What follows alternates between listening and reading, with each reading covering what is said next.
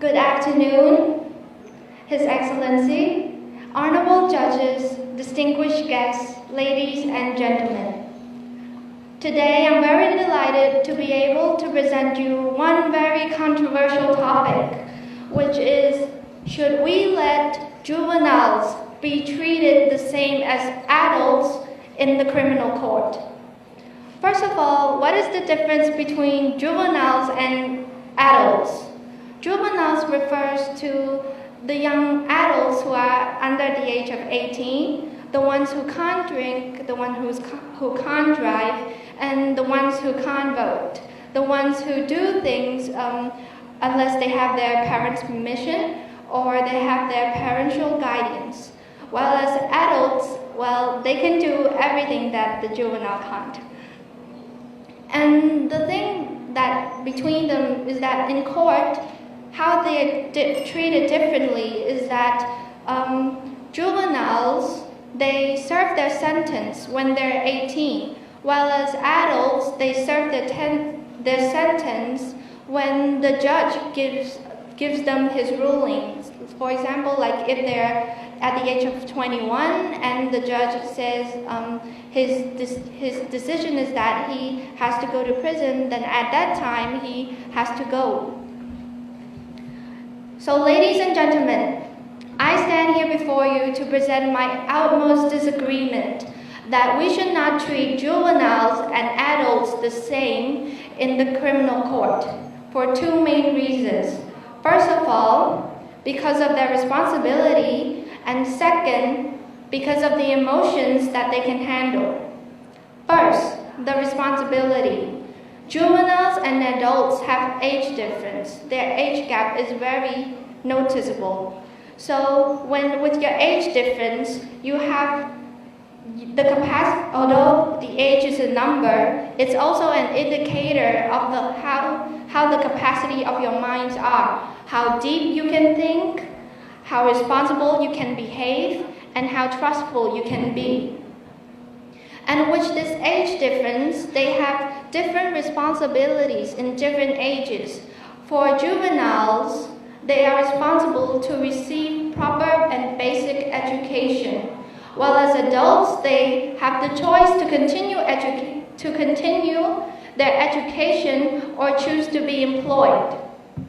For example, if we were given to serve both group of people the same kind of sentence for vandalism, usually the punishment for vandalism is to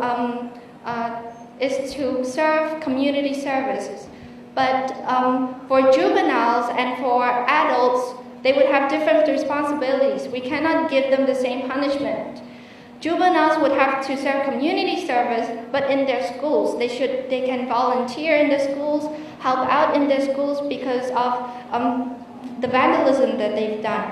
But for adults, they should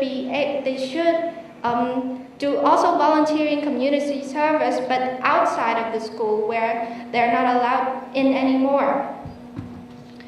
Second, juveniles and adults should not be treated the same because of the emotions that they can handle.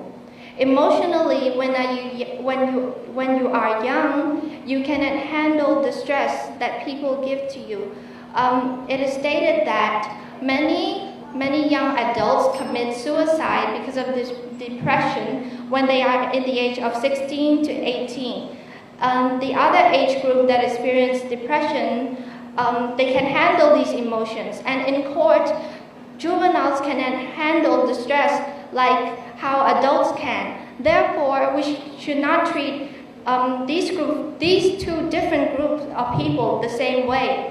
In conclusion, I would like to state that we cannot treat these same group of people the same way for their two main reasons, because of their responsibility and because of their emotions. And if we were to treat them the same way, we would see many disastrous effects, such as the high rates of suicide committed. And also, we should not consider whether we should treat these two people the same or not. We should consider trying to get them not to go into the court in the first place. We should try to help them find a way. Thank you. A person convicted of a crime as a juvenile to serve time in prison?